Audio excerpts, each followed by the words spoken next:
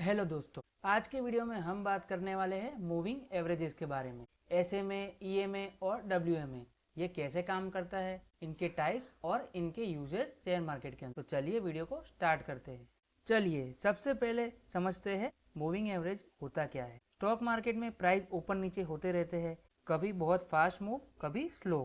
इस नॉइस को स्मूथ करने के लिए हम यूज करते हैं मूविंग एवरेजेस, जिसे शॉर्ट में एमए बोलते हैं। सिंपल वर्ड में बोले तो moving averages is equal to average price of stocks for fix number of days. Example देखिए, मान लो किसी स्टॉक के लास्ट 5 दिन के प्राइस है 50, 52, 48, 55 और 53।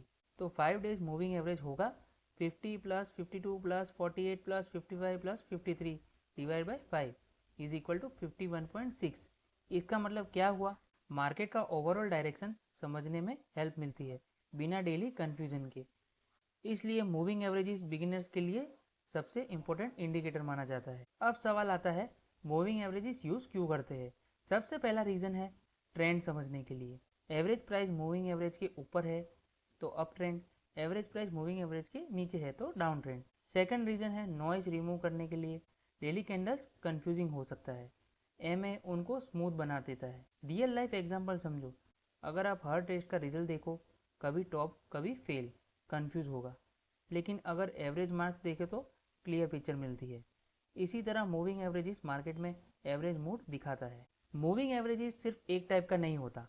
मार्केट में mainly 3 popular types: simple moving averages मतलब एसएमए, एक्सपोनेंशियल मूविंग एवरेज मतलब ईएमए और वेटन मूविंग एवरेजेस मतलब डब्ल्यूएमए। तीनों का काम सेम है, एवरेज निकालना, पर रिएक्शन स्पीड अलग अलग होती है। आगे हम एक एक करके सबको सिंपल में समझेंगे।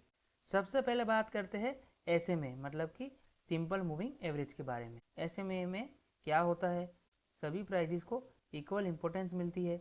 एग्जांपल से समझे तो अगर 5 डे एसएमए है तो 5 दिन के प्राइजेस का सिंपल एवरेज निकलता है।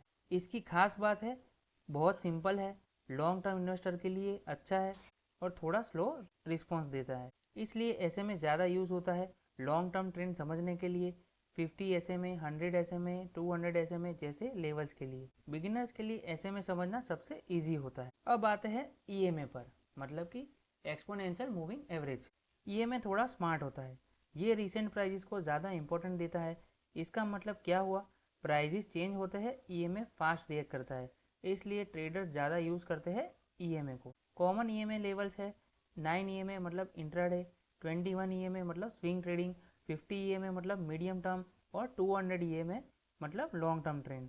ईएमए के फ़ायदे की बात करें तो फास्ट सिग्नल देता है। इसके नुकसान की बात करें तो कभी कभी फॉल्स सिग्नल भी दे देता है, इसलिए ईएमए को हमेशा कंफर्मेशन के साथ ही यूज़ करना चाहिए। मूविंग एवरेजेस के 3 मेजर यूज होते हैं। फर्स्ट है ट्रेंड आइडेंटिफिकेशन। प्राइस एमए के ऊपर हो तो बाई साइड ट्रेंड होता है, प्राइस एमए के नीचे तो सेल साइड ट्रेंड होता है। सेकंड है cross over strategy. Golden cross over की बात करें तो शॉर्ट टर्म एमए ऊपर क्रॉस करके लॉन्ग टर्म एमए को। सेकंड है क्रॉस ओवर स्ट्रेटेजी, जिसमें गोल्डन क्रॉस ओवर की बात करें तो उसमें शॉर्ट टर्म एमए ऊपर क्रॉस करे लॉन्ग टर्म एमए को तो बुलिश ट्रेंड बनता है। सेकंड है death cross, short term MA नीचे क्रॉस करे तो उसे बेयरिश ट्रेंड कहते हैं। थर्ड है सपोर्ट एंड रेजिस्टेंस। 50 ईएमए और 200 ईएमए काफी बार सपोर्ट या रेजिस्टेंस का काम करते हैं। प्रोफेशनल ट्रेडर्स भी एमए को इग्नोर नहीं करते। अब ऑनेस्टली बात करें तो मूविंग एवरेजेस परफेक्ट इंडिकेटर नहीं होता। प्रोज की बात करें तो समझना इजी है, बिगिनर्स के लिए बेस्ट है और हर टाइम फ्रेम पर काम कर सकते। कॉन्स की बात करें तो लैगिंग इंडिकेटर है, लेट सिग्नल दे सकता है, साइडवेज मार्केट में फेल हो जाता है और फास्ट मार्केट में फॉल्स इंटरेस्ट दिखा देता है। इसीलिए एक ही इंडिकेटर पे कभी डिपेंड मत करो।